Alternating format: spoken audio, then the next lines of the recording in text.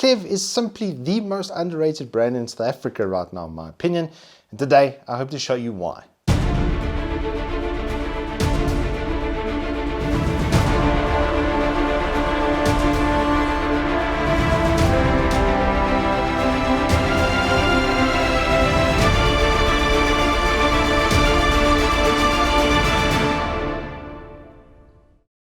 Good morning and welcome to Turbo Tortoise Tech. If you're new here, my name is Reese, full piece from Klevv XR or Turbo XR.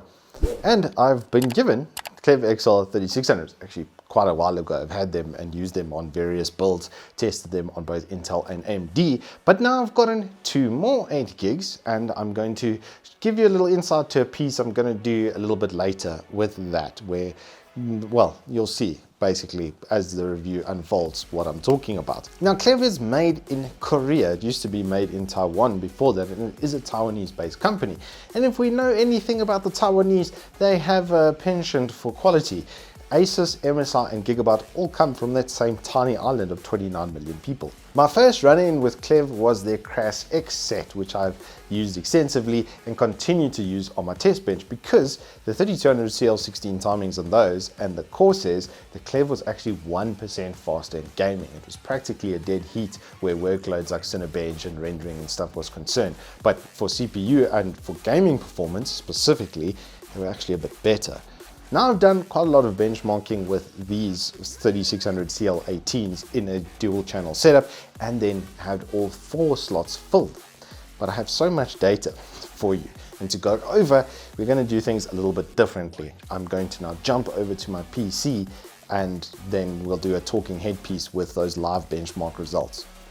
Alrighty, so performance testing. Let's go through a couple of things and try and break through the maybe bad old testing setups and stuff that I used to have, because I've made things maybe a little bit complicated, especially with my older data. So we have the 3600 megahertz memory. As you can see, it's running at just under 1800 megahertz, multiplies out to 3600. Windows recognizes as such, but there's your timings, and as you can see, the cache latency is set to 18 for this particular unit. I am running it on a new motherboard, so I have disabled PBO and all of the enhancements that we got from X470 to X570, because the testing that you see on the left was on X470 and it would have made things maybe not quite as apparently good as or worse as they are. We'll have to see how things go at the time. But the CPU in question here is the 3950X, and I do have it water cooled under the Xeon 280R.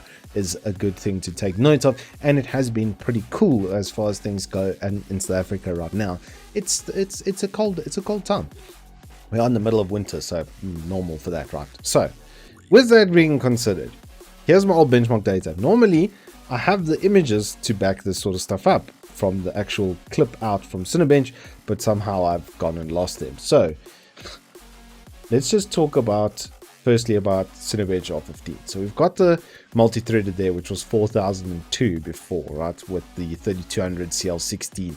It's the Corsair kit that's normally 3466, but the DOCP timing is 3200 at CL16. So that's what it normally comes through at, and that scored 4002 points.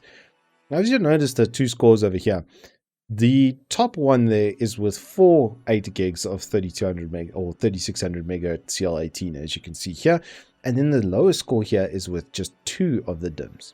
This is something that's been tracked sort of silently, as I've mentioned, through the background of the Ryzen testing and environment by guys like Gamers Nexus. Old Steve, he's done quite a bit of testing and figured out that this is a thing that the Ryzens do. Now, the XFR and the boosts and the performance biases and everything were present in those other results and scores that I had from the X470 Pro. So there is some enhancement coming there from the motherboard. This is with everything turned off and turned back to basically to stock of stock. So the CPU can't actually boost more even when there is temperature headroom. And you'll see that actually with some of the Firestrike scores I'm going to show you a little bit later. But even with that, I mean, the score was very, very close, and I can only attribute that to the RAM speed over here. But you notice when I get it, it's just that much better. Now, if I was to turn on PBO and some performance biases and all the other enhancements and stuff that are present in the Asus BIOS, then that gap's going to widen even further still. And that is exemplified here through Cinebench R20, which has an even more heavy stack on the AVX instruction set. So as you can see, with the completely stock processor motherboard settings, it gets an 8995 compared to a 9111, let's call it 9000 to 9100. So a small improvement there from having those performance increases on. But look at how much the quad channel memory, or the full 4 quad stack of 8 gig memories improve on that. And then it's further exemplified when we look at R23, which there wasn't R23 back then. But I mean, look at that performance differential. It's nearly 10%. Steve rated it was between 5 and 7%, and depending on the environment, it really does track like that. So now if we move on to CSGO, this was also with overclock. This score 424, it was done with massive overclock on the GPU. By massive, I mean I was throwing 1100 megahertz extra on the memory, so instead of it being at 1400, it was more at like 15,200. So 14,000 to 15,200, quite a significant improvement there, and 100 megahertz on the core as well to get those scores. Now with the completely stock processor and completely stock settings, I was still able to get pretty damn close. With this is the 2x8 gig, this was the average frame rate I recorded. And then, because for some reason CS is not letting me plug in MSI Afterburner, I don't know why. But with the 8 gig, it was just a little bit better once again. It's not a huge performance difference, but there is a performance differential. Alrighty, so moving into 3 mark. Now this is where I can give you much better, more accurate information, because it stores absolutely everything online, which is absolutely fantastic, isn't it? So if you guys do want to check it out, my profile is under Wookie Triple XL. I'm not signed in over here, but if just one word, Wookie Triple XL, then you guys can see absolutely all of my runs, of which there are many. There's my username right there, so you guys can search by that, and then you can look at all of the runs. And this is one of the older ancestral runs where, as you can see, the clock frequency of the 3950X was reaching a much higher boost than it was on the stock settings. And as you can see, I had the Corsairs at 3200 megahertz CL16. This is from that kind of era. This was my old NVMe. I'm on a Hikvision and a 970 Evo, so I don't think there's going to be any variance from that. But as you can see, the GPU in this was overclocked quite a bit. Especially the core clock frequency was boosting over 2000 megahertz consistently. Whereas if I compare it to the runs I've done with the 3600 mega memory, you'll notice the average clock frequency is nearly 100 megahertz less. The memory clock is also I think slightly less, unless I didn't do the memory overclocking at that point in time, which is worth a check. No, you can see the memory overclock was also present on that run. The temperature did increase by a whole 3 degrees. I don't think that's going to create much variance. But look at the clock frequency of the CPU, 300 megahertz slower. But this is now with that 8 gigs of the 3600 megahertz, which effectively runs at 3592 by this measurement. And as you can see, I've got the Samsung NVMe. But the point is that even with this performance difference in it, if you look at the graphics and the physics and the combined scores, they're actually not that far away from each other. Look at it there compared to that. The only one that decreased significantly comparatively is the combined score. That's a 300 megahertz less and a considerable less of an overclock on the system. And just with having that memory in there at the right speed, it's able to keep up. Now, if I had those same overclocks that I did have before, like I said, I've created a bit of a nightmare for myself with this. But if I had those same overclocks input, the performance gains are going to be just that much more. I would say if you're going from 3200 to this 3600 kit, you can expect about 5%, which is not that bad. Okay, then lastly, I just want to do the time spy comparison as well for like higher resolution gaming where it's a bit less CPU and a bit more GPU, right? Is the norm. Same sort of setup, exact same sort of overclock that I had running, and the same thing with the processor was boosting over 4.5 gigahertz consistently, and the RAM speed and everything was set up exactly the same. But now we go, and that was 10909 was the overall CPU, 12, just over 12k, and 10724 over there. And if we go to the same thing, I mean, look at the CPU score. It's just absolutely loving that RAM, isn't it?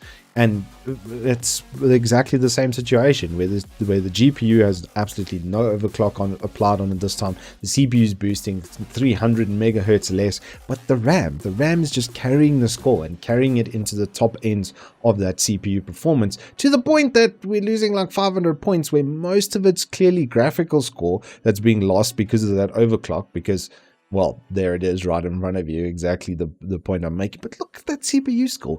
The Ryzen absolutely loves fast memory. Even when the processor itself is clocked slower and running slower, it still runs faster just because of having the better RAM. And I think that has made my point succinct, hopefully. And I'm going to now throw it back to the studio. I think by what I've just shown you that it should be quite clear that two things are evidently happening here. Speed does result in a better performance on Ryzen. Even a 400 megahertz jump is actually going to, you know, tip the needle and make a difference. But this is something that has been tracked almost silently through the back of the AMD Ryzen environment right now, is that 4 RAM DIMMs actually make a massive performance difference, a noticeable performance difference. Instead of getting 2 16 gigs, or if you want to go for 64, then by all means get 4 16 gigs if that's what you absolutely need. But 4 DIMMs is categorically better than 2 on AMD, which is kind of cool. But as far as these Klevs go, they've got limited lifetime warranty. They've got a very good heatsink setup.